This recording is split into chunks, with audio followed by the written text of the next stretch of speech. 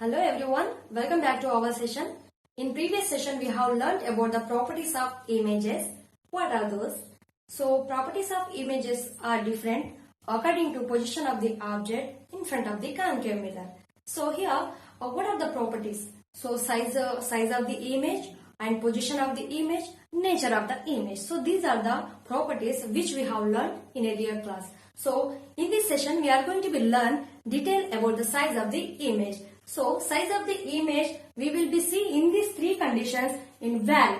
So look at here, these three conditions explains the size of the image. So in different way. So first condition is when we place the object behind the center of curvature, we are getting the smaller size image. Here when we place the object at the center of curvature, we are getting the same size image.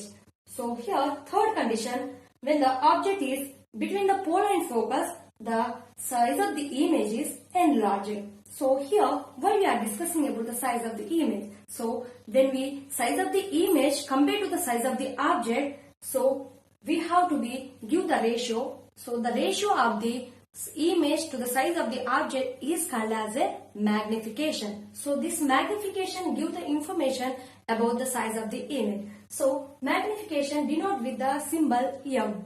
So magnification M equal to Hi by Ho. So the ratio between the height of the image to the height of the object. What is the height of the image and height of the object? Nothing but height of the image is size of the image. Size of the image is considering as height of the image. Size of the object is considering as size of the object. So height of the image nothing but size of the image. Height of the object nothing but size of the object. Here when we say this magnification in terms of the distance of the object and image from the concave mirror or convex mirror, then we can denote with the minus V by U. So V is the distance of the image in front of the concave mirror or convex mirror, and U denotes the object distance in front of the mirror, either convex or concave. So magnification, in this magnification, two terms we are observing, height of the image and height of the object. So height of the image never equal to 0. Height of the object also never equal to 0. So this fractional value have certain value. It is never equal to 0.